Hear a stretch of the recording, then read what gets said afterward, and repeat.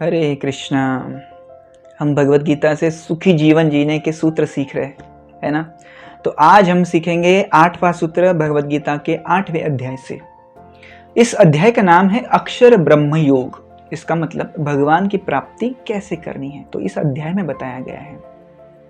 तो ये सूत्र कहता है, अवर एस्पिरेशन डिसाइड्स अवर डेस्टिनेशन। हमारी इच्छाओं के अनुसार ही हम कहाँ जाने वाले हैं वो तय होता है। आपको कहाँ जाना है ये आपको डिसाइड करना है। आपको भगवान के पास जाना है या स्वर्गलोक में जाना है या नरक लोक में जाना है, ये आपके इच्छाओं के ऊपर डिपेंड है। और यही इस अध्याय में बताया गया है। तो 8.5 में बताया गया है, भगवान कहते हैं अंतकाले च माम एव स्मरनुक्त्वा कलेवरम यह प्रयाति समद्भावम याति नास्तत्र संशयः। तो जो व्यक्ति अंतकाल में मेरा स्मरण करता है मेरे पास आ जाता है। राइट। तो आप भगवान का स्मरण करो, भगवान के पास जाओ। तो किसी का प्रश्न होगा, मैंने भगवान का स्मरण किया नहीं तो, मैंने किसी और का स्मरण किया तो मेरा क्या होगा। तो भगवान कहते हैं यम यम वापि स्मरन् भावान त्यजत अन्ते कलेवरम तम तमैवैति कौन्तेय सदा तद्भाव भावित। यम यम वापि स्मरन् भावान, जिस जिस भाव का आप स्मरण करेंगे उसी भाव के अनुसार आपको आपका अगला शरीर मिलेगा। योर एस्पिरेशन, आप क्या सोचते हैं, आपकी क्या इच्छा है, वही डिसाइड करेगा आपको आगे वाले जीवन में क्या बनना है। सिंपल। राइट। एस्पिरेशन माने इच्छा। आपकी इच्छाओं के अनुसार ही आपको शरीर दिया जाता है। तो यदि आपके मरते समय आपके मन में विचार आता है कि मेरे कुत्ते का ध्यान कौन रखेगा अब, तो आपको क्या मिलेगा, कौन सा जन्म मिलेगा, मुझे बोलने की जरूरत नहीं है। जिस जिस भाव का स्मरण करेंगे उस भाव की प्राप्ति होगी। मैं कह रहा हूं नहीं, भगवान कह रहे हैं। राइट। तो भगवान यहाँ कहते हैं कि जिस जिस भाव का स्मरण करेंगे उसी भाव के अनुसार आपको आपका शरीर मिलेगा। राइट। जो जो आपके कर्म है, जो जो आपकी इच्छा है, उसके अनुसार आपको शरीर मिलेगा, है कि नहीं। तो एक कहानी के माध्यम से इस चीज को हम समझेंगे। तो एक बार ना एक किसान था जिसका नाम था कैलाश। राइट। तो कैलाश दिन भर अपना काम करता था। राइट। और एक दिन नारद जी उसके पास आए। नारद जी ने कहा, कैलाश तुम काम धाम करते हो, अच्छी बात है, भगवान का स्मरण भी किया करो। कैलाश ने कहा, नहीं नारद मुनि, अभी शादी बाकी है। राइट। बच्चे होंगे, बाद में बूढ़े होंगे तो स्मरण वगैरह करेंगे।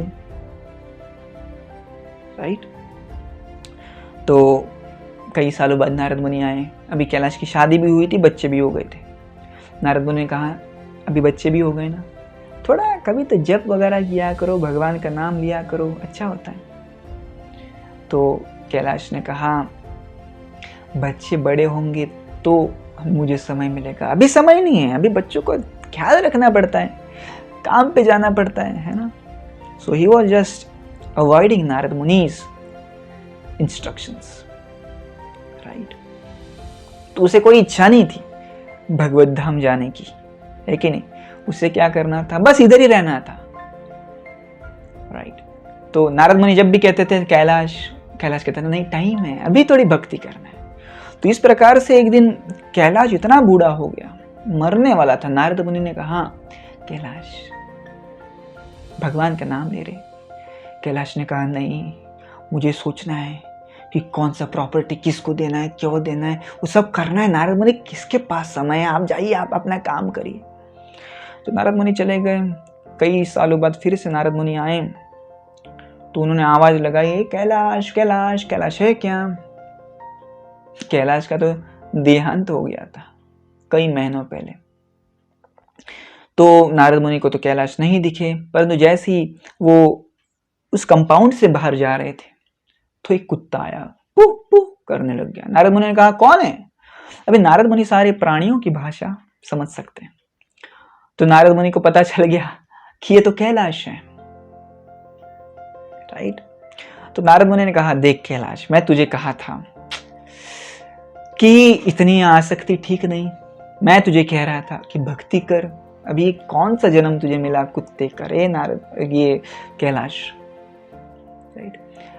फिर भी कैलाश ने कहा नहीं नहीं नारद मुनि, मैं खुश हूं, आप मेरी चिंता मत कीजिए। नारद मुनि ने कहा नहीं, भगवान का नाम स्मरण कर तू। कैलाश ने कहा नहीं नारद मुनि, मैं खुश हूं। अरे कैसा खुश है तू, राइट।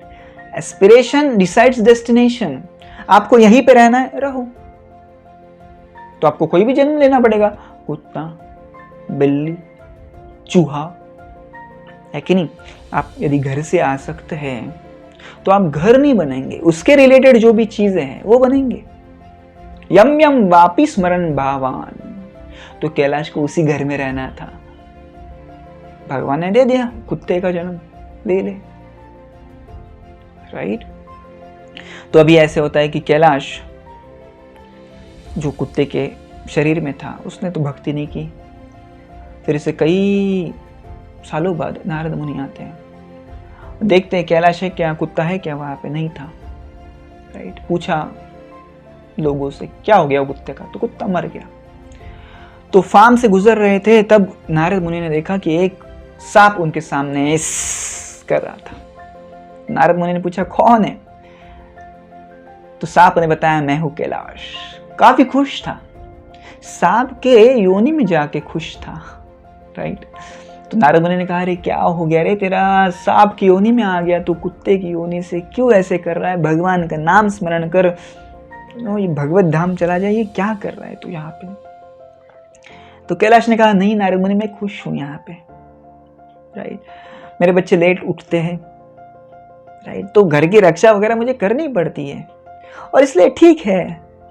सुबह बहुत लोग यहाँ पे चोरी करने आ सकते हैं तो मैं उनको डराता हूँ यहाँ पे खड़ा रह के, तो ये मेरा काम मैं कर रहा हूँ, घर की रक्षा कर रहा हूँ। बहुत सारा धन है नारद मुनि, घर में रक्षा करनी पड़ती है। सो ही वॉज वेरी अटैच्ड,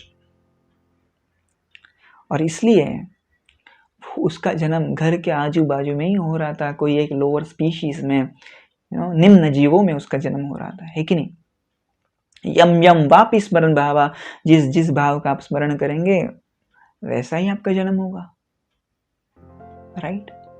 तो आपके स्मरण तो कर रहे हैं परंतु आपका पुण्य अच्छा नहीं है तो ये निम्न योनि आपको प्राप्त हो सकती है, राइट। तो कोई कहता है कि अरे आपने बताया कि जिस भाव का स्मरण करेंगे, तो मुझे पैसे वाला बनना है, मुझे अंबानी बनना है, मैं ऐसे स्मरण करूंगा तो क्या मैं अंबानी बन पाऊंगा? बन पाएंगे यदि आपके वैसे कर्म है तो अच्छे कर्म है तो अच्छा जन्म मिलेगा।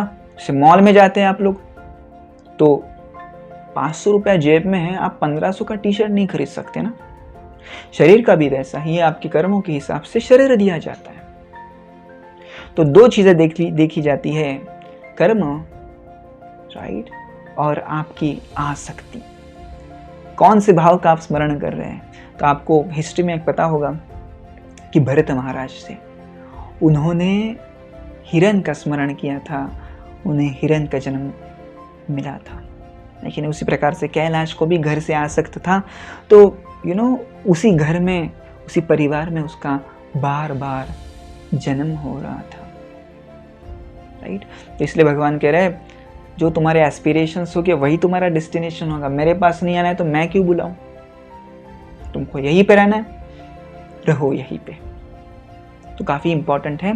भगवान कह रहे हैं यहाँ पे कि मेरा स्मरण करो मरते वक्त, तो आप मेरे पास आ जाओगे। Thank you very much. Hare Krishna.